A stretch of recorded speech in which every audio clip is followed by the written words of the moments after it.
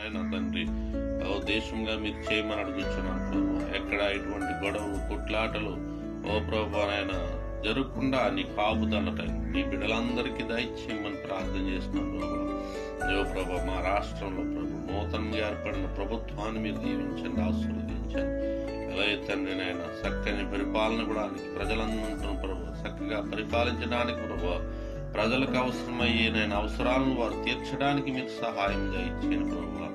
మంచి ఆలోచన విధానాన్ని ప్రభు అధికారులకు నైనా ప్రజాప్రతినిధులకు ప్రభు మీరు దయచేసి ప్రభు నైనా వారికి మంచి పరిపాలన చేసే మంచి బుద్ధిని నైనా వారికి దయచేయండి, మంచి జ్ఞానాన్ని వారికి దయచేయండి ప్రభు, మంచి ఆలోచన శక్తిని వారికి దయచే ప్రభు.